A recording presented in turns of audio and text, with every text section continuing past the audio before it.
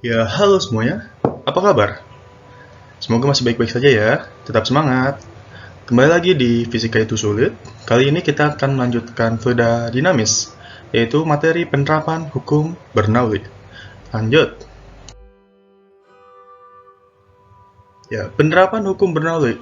Setidaknya ada 3 hal yang sering digunakan, yaitu adalah Venturi meter, tabung pitot, dan gaya angkat pesawat. Oke, baik. Venturi meter itu untuk mengukur kelajuan fluida. Jadi kayak bentuknya tuh kayak pipa gitu.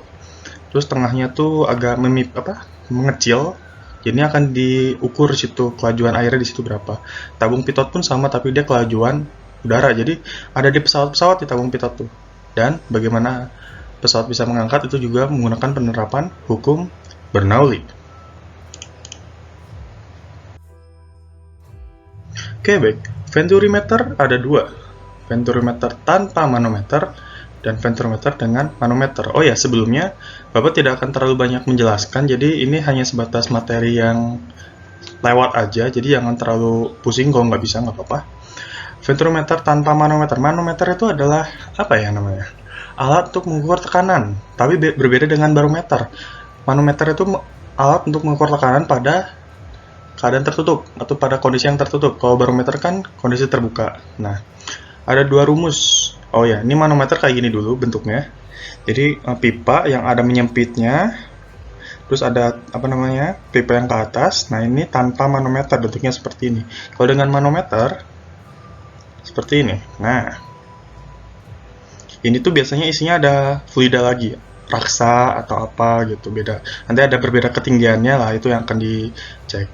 Rumus untuk tanpa manometer adalah ini, mencari V1-nya ya, kecepatan aliran fluida yang masuk. Kalau dengan manometer ada dua, ini dan ini. Pak nggak ngerti, nggak apa-apa. Bapak cuman hanya sekilas aja kok, ini hanya sekilas aja. Nggak akan ada di ujian juga kayaknya. Oke, kita masuk ke contoh soal. Lihat, lihat dulu gambarnya. Gambarnya seperti ini berarti tidak ada pipa yang ke bawah kan ya? Berarti ini adalah yang tanpa manometer. Air mengalir dalam venturimeter. Luas penampang bagian yang lebar 18 cm kuadrat dan bagian yang sempit 6 cm kuadrat. Beda tinggi permukaan air pada tabung pengukur 10 cm. Tentukan debit air yang mengalir pada venturimeter. Caranya adalah ini. Ketahui dulu apa A-nya sama H-nya, A2-nya, lalu G. Nah, G-nya kan sini nggak ketahui ya, Bapak ambil 10 meter per second kuadrat, ganti ke centimeter. Kenapa ke centimeter? Karena semuanya centimeter. Kalau misalkan kalian mau ganti ke meter semua, mangga. Yang ditanyakan adalah Q. Ingat ya, Q, debitnya. Jawabnya adalah kita cari dulu V1-nya dengan rumus yang tadi. Masukin aja akar 2 G-nya 1000 hanya 10 dalam kurung 18 per 6 kuadrat min 1. Nah, inilah kenapa Bapak pindahin ke cm biar tidak ada 10 pangkat gitu loh. Selanjutnya akan dapat hasilnya seperti ini. Akar dari 2500 yaitu 5000 cm per second. Ini belum beres. Ingat yang kita cari adalah Q. Maka debit airnya adalah Q kali A1 kali V1. A1-nya kan 18 cm ya. Kita kalikan aja, hasilnya 900 cm per second. Nah, ini pindahin ke meter, mangga, gitu. Selanjutnya adalah tabung pitot. Tabung pitot tuh ya bentuknya yang kayak tadi ya. Ini biasanya ada di pesawat. Kalau kalian nggak pernah naik pesawat ya, ya tuh, Bapak juga nggak pernah merhatiin sih. Intinya ada lah tabung pitot tuh di pesawat untuk mengukur kelajuan udara. Aliran udara. Nah, kita fokusnya ke sini dulu. Ini bentuk dalamnya yang paling sederhana dari tabung pitot. Perhatikan pada gambar. Pada gambar sini ada luas penampang A1, ada A2. Ini pipanya ya, pipa pitotnya. Nah, pada A2 ini terhubung pipa ke suatu fluida. Bisa raksa, bisa apapun lah gitu. Fluida. Nah, bayangkan ada udara yang masuk nih dari sini. Nah, berarti kan nanti udara ini, aliran udaranya masuk lewat A1, terus pas masuk lagi lewat A2, betul kan? Nah, saat udara masuk lewat A2, dia akan mendorong fluida yang ada di sini, betul kan? Nah, saat terdorong, fluidanya kan makin naik kan, makin naik. Saat set tertentu, kenaikannya akan tetap segitu doang, tidak akan naik lagi. Nah, saat kenaikan itu tetap, maka kita anggap bahwa kecepatan udara pada A2 itu konstan atau 0. Nah, kita anggap dia 0. Kenapa? Karena dia tidak membuat kenaikan fluida lagi. Nah, rumusnya kita gunakan Bernoulli. Nah, lihat. Contohnya ini ada H1, H2. Kenapa kok dikuningin? Nah, lihat. Kan ketinggiannya pasti di ketinggian yang sama. Berarti kita bisa hilangkan H1, H2-nya. Dan tadi yang Bapak bilang, pas udara masuk ke lubang A2 atau ke pipa yang A2, dan saat seimbang si fluidanya, maka kita anggap V2-nya itu adalah 0. Maka kita hapus-hapus semuanya, hilang. Pak, kenapa tinggal segitu? Lihat, ini kan 0, ini kan sama nih. Hilangin semuanya. V2 kan 0, berarti ini hilang. Berarti yang P2 tinggal P2 doang. Yang sebelah kiri tinggal P1 tambah setengah rho V1 kuadrat. Nah, ini kita ubah lagi menjadi seperti ini. P2 min P1 sama dengan setengah rho V1 kuadrat. Oke, paham sampai sini? Oke. Nah, beda tekanan P2 min P1 sama dengan tekanan hidrostasis cat cair. Nah, lihat. Perbedaan tekanannya kan, lihat. Di sini kan ada beda ketinggian kan ya. Di sini, di titik seimbangnya. Kan kalian sudah belajar tentang tekanan hidrostatis. Maka di sini ada perbedaan tekanan. Perbedaan tekanannya bisa kita hitung dengan tekanan hidrostatis. Maka rumus P1 min P2 atau P2 min 1 sama aja adalah rho ini, rho raksa ini, bukan rho raksa ya, rho fluida ini kali G kali H. Nah, ini kan sama nih. Kita gabungkan menjadi 1. Maka setengah rho kali V1 kuadrat sama dengan rho curak kali G kali H. Maka kita dapat bahwa V-nya adalah kecepatan aliran udaranya, maksudnya adalah akar 2 kali rho curak. Rho curak di sini adalah maksudnya massa jenis si fluida. Kalau yang rho ini massa jenis udara gitu. Kali G kali H begitu. Ya, rumus pentingnya intinya inilah, sepanjang ini jadi cuma kayak gini doang. Nah, masuk ke contoh soal. Udara, nah lihat, udara sudah punya massa jenisnya, berarti kita udah tahu. Nah, ini rho curaknya. Nah, apa nih? Permukaan raksa. Nah, dialirkan dalam suatu tabung pitot hingga perbedaan tinggi permukaan raksa pada pipa U 2,6 cm. Ini perbedaan tingginya ya, udah perbedaan tingginya.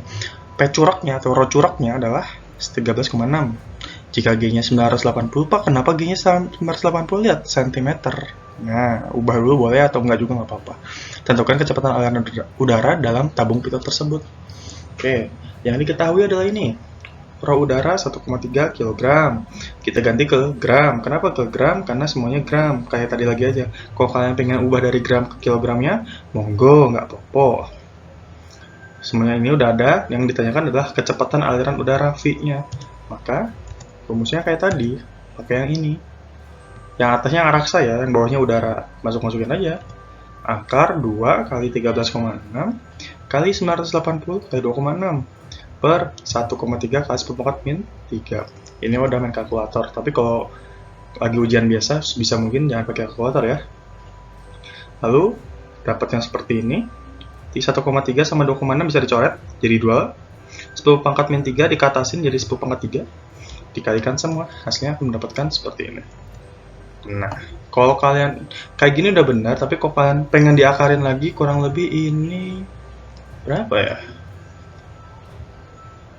7,3an lah. 7,3 nih hasil yang ini. 7,3, tapi sampai yang di bold ini udah benar. Oke?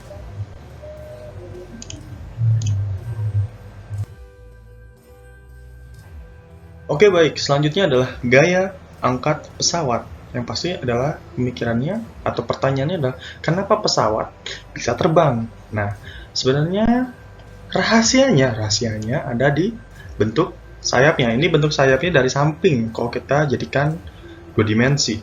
Nah, bentuk sayap yang seperti ini disebut dengan aerofoil. Maksudnya gimana, Pak? Ini bentuknya kayak gini. Jadi, bagian depannya lebih besar, bagian atasnya lebih besar, terus bagian bawahnya biasa. Ini disebut dengan aerofoil. Ini mengikuti seperti bentuk sayap burung pada dasarnya. Cuman sayap burung kan bisa mengepak, tapi kalau pesawat tidak bisa, maka dibentuk seperti ini. Nah, gimana konsepnya? Oke, dengarkan ini baik-baik. Bayangkan ini udara mau melewati sayap.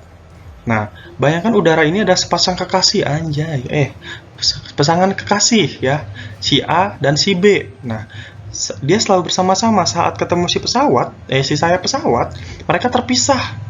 Si wanita ke bawah, si pria ke atas. Nah, karena mereka satu sama lain ini pingin selalu bersama, maka di akhir nanti mereka harus ketemu lagi. Maka kecepatan si pria karena bentuknya jalannya lebih sulit lah. Kalau yang wanita kan lurus doang nih. Kecepatan si angin yang di atas atau pria yang di atas itu harus lebih cepat dibandingkan yang di bawah. Maka di sini kecepatan udaranya lebih cepat, di bawah kecepatan udaranya biasa saja. Maka pas di akhir nanti mereka ketemu lagi. Paham gak di situ? Berarti maksudnya adalah gini. Saat sayap ini melewati udara atau udara melewati sayap pesawat ini, kecepatan udara di atas itu akan lebih besar dibandingkan kecepatan udara yang di bawah. Karena bentuk si sayap pesawat yang seperti ini. Dan kenapa harus lebih cepat? Karena dia mengikuti pasangannya, kasarnya mah gitu. Jadi di ujung tuh kalau A sama A lagi, B sama B lagi, atau enggak tadi pria sama wanitanya. Nah, berhubungan dengan asas Bernoulli, saat kecepatan lebih besar, maka tekanannya kecil. Nah, kebalikannya di bawah, karena kecepatan aliran udara di bawah itu rendah, maka tekanannya besar, begitu. Jadi, semakin cepat udaranya, maka semakin cepat juga udara yang di atas, semakin kecil juga tekanannya. Maka kecepatan yang di bawah juga semakin kecil, tekanannya semakin besar, begitu. Nah, rumusnya seperti ini jadinya. Ini rumus Bernoulli, karena di ketinggian yang sama, nggak mungkin ketinggian itu berbeda, maka dihilangkan. Maka kita cari perbedaan tekanan 1 dan tekanan 2, hasilnya adalah ini. Maka kita bisa, karena P sama dengan F per A, atau gaya dibanding luas penampang, maka F1 min F2 sama dengan setengah rho V2 min V1 kuadrat A. Ini adalah rumus gaya angkat pesawat. Berarti maksudnya apa? Berarti adalah perbedaan kecepatan, semakin besar perbedaan kecepatannya, semakin besar juga perbedaan gayanya, semakin besar gaya angkat pesawatnya. Jadi, saat kecepatan udara di atas sangat cepat, kecepatan udara di bawah tidak terlalu cepat, maka gaya angkatnya lebih besar. Kenapa? Karena tekanan yang di atas lebih kecil daripada tekanan yang di bawah gitu. Nah, apakah hanya karena itu pesawat bisa naik? Tentu tidak. Nah, ada beberapa hal yang harus diperhatikan saat ingin menerbangkan pesawat, yaitu adalah gaya angkat pesawatnya itu harus lebih besar dari gaya berat pesawat. Ingat, pesawat punya berat, nggak ringan-ringan amat, bisa ngangkat kalian gimana caranya kan. Nah, itu dia. Nah, bayangkan kalau gaya angkatnya tidak besar, maka pesawat tidak akan naik. Nah, bagaimana pesawat akan naik? Bayangkan, kalian pernah naik pesawat nggak? Kan kalau naik pesawat, dia cari aba-aba dulu, lalu pakai mesin jetnya, melaju dengan kecepatan tinggi. Nah, itu dia mencari kecepatan yang pas agar dia bisa naik. Begitu, maka jadinya ada beberapa hal atau ada beberapa gaya yang bekerja pada pesawat. Yang pertama adalah berat pesawat. Ingat ya, si pesawat punya berat. Gaya angkat. Gaya ke depan dan gaya hambatan. Gaya ke depan itu saat dia melaju, dan gaya hambatan itu gaya hambatan udara, maksudnya gitu. Oke, sampai sini. Oh ya, ada terakhir. Itu adalah viskositas dan hukum Stokes. Dan ini adalah materi terakhir yang notabene sebagai tugas kalian aja lah. Oke? See you next time.